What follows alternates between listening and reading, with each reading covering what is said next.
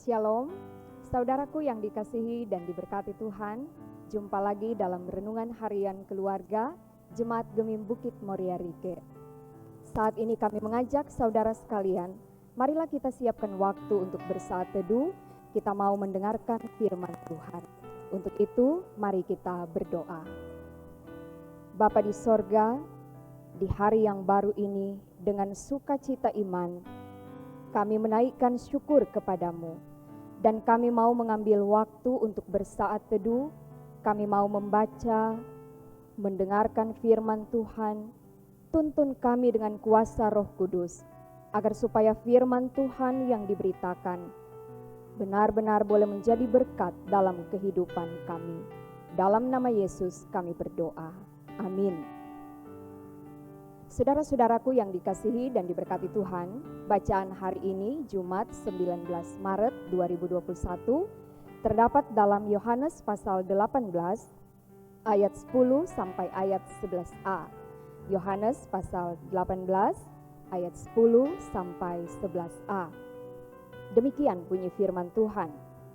Lalu Simon Petrus yang membawa pedang menghunus pedang itu, menetakkannya kepada hamba imam besar dan memutuskan telinga kanannya.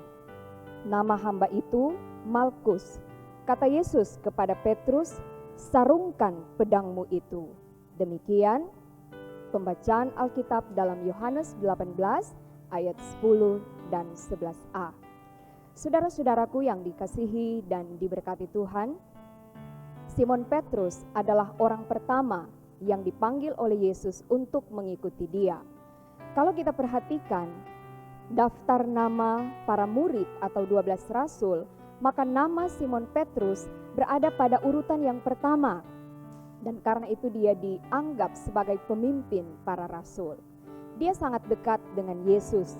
Dan dalam peristiwa di Getsemani, kita lihat di sini Yohanes menyebutkan secara spesifik bahwa Simon Petruslah yang telah menghunuskan pedang dan memutuskan telinga Malkus, hamba imam besar itu. Mengapa Petrus melakukan hal itu? Di satu sisi, dia memiliki rasa cinta, rasa kasih yang sangat besar terhadap gurunya. Dia ingin memberikan pembelaan, dia mau melindungi Yesus yang ada dalam bahaya pada waktu itu. Tapi juga mungkin didorong oleh amarah yang besar karena merasa tidak suka dan tidak rela melihat gurunya diperlakukan seperti penjahat. Tetapi ketika kita melihat di ayat 11a, ketika Yesus berkata kepada Petrus, sarungkan pedangmu itu, maka jelas menunjukkan bahwa tindakan Petrus adalah sebuah kesalahan. Kesalahan karena bisa saja dianggap apa yang dilakukan itu mau menggagalkan rencana Allah. Yesus sendiri tahu saatnya sudah tiba. Dia adalah Tuhan yang punya kuasa, tapi dia tidak melakukan perlawanan. Tindakan Petrus disebut kesalahan karena itu bertentangan dengan apa yang diajarkan oleh Yesus tentang hukum kasih. Yesus mengatakan, kasihilah sesamamu manusia. Bahkan dia menyerukan, kasihilah musuhmu. Yesus yang adalah Tuhan, pada hakikatnya adalah kasih. Dan karena itu kita lihat di sini bahwa Yesus tidak menghendaki adanya kekerasan. Nah, saudaraku yang dikasihi dan diberkati Tuhan, kalau kita melihat kenyataan kita di sekitar kita, tidak sedikit tindakan kekerasan yang terjadi dengan berbagai tujuan maupun alasan. Dalam berbagai bentuk kekerasan secara fisik, ada penganiayaan, ada pembunuhan, tapi juga kekerasan secara verbal, caci maki, bully, ujaran kebencian, dan itu terjadi ketika orang mau merebut kekuasaan, jabatan. Ada yang melakukannya dengan alasan ekonomi, ada yang melakukannya dengan alasan mau atau menginginkan kekayaan, berebut harta. Bahkan ekstrimnya, ada orang yang melakukan tindakan kekerasan dengan alasan membela agama dan mengatasnamakan Tuhan. Kita lihat juga tindakan kekerasan tidak luput dari kehidupan keluarga. Secara khusus keluarga Kristen, ada banyak kasus-kasus KDRT yang terjadi. Nah, oleh karena itu saudara-saudara, di perayaan Minggu Sengsara yang keempat, ketika kita berefleksi dari firman Tuhan ini, maka kita diingatkan, sesulit apapun keadaan kita harus hidup dalam kasih. Karena Yesus menghendaki kita tetap hidup dalam kasih.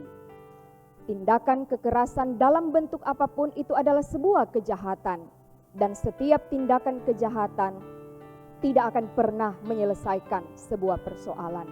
Justru dengan melakukan tindakan kekerasan, melakukan kejahatan, bisa menimbulkan persoalan-persoalan baru.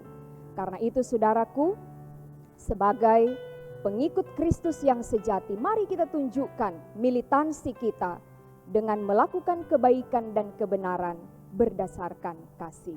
Tuhan Yesus akan selalu memberkati. Amin. Mari kita berdoa. Terima kasih ya Tuhan untuk firman hari ini. Kami diingatkan untuk tetap hidup dalam kasih. Sesulit apapun keadaan hidup yang kami hadapi, kami tidak boleh membalas kejahatan dengan kejahatan. Kami ingat apa yang Tuhan Yesus ajarkan, mengasihi sesama, bahkan mengasihi musuh kami. Ajar kami untuk selalu hidup dalam ketaatan dan kesetiaan, menunjukkan militansi kami dengan melakukan apa yang baik dan benar di hadapan Tuhan. Tuhan memberkati setiap keluarga, supaya tetap hidup dalam kasih. Tidak ada tindakan-tindakan kekerasan yang terjadi, apakah itu secara fisik ataupun verbal. Biarlah setiap orang yang percaya, setiap pribadi, setiap keluarga akan tetap hidup melakukan apa yang Tuhan kehendaki. Terima kasih ya Bapa. Kami menyerahkan perjalanan hidup kami hanya dalam tuntunan kasih-Mu. Di dalam nama Yesus kami berdoa. Amin. Saudaraku yang kekasih, demikianlah renungan harian keluarga Jemaat Gemim Bukit Moria Rike di hari ini, hari Jumat tanggal 19 Maret 2021. Tuhan Yesus kiranya memberkati. Shalom.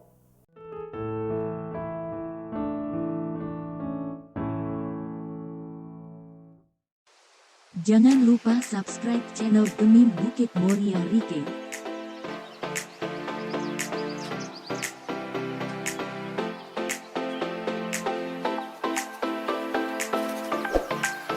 Dan nyalakan lonceng di samping kanan untuk memperoleh info terbaru mengenai ibadah-ibadah yang dilaksanakan. Salam sehat. Tuhan Yesus memberkati kita semua. Shalom.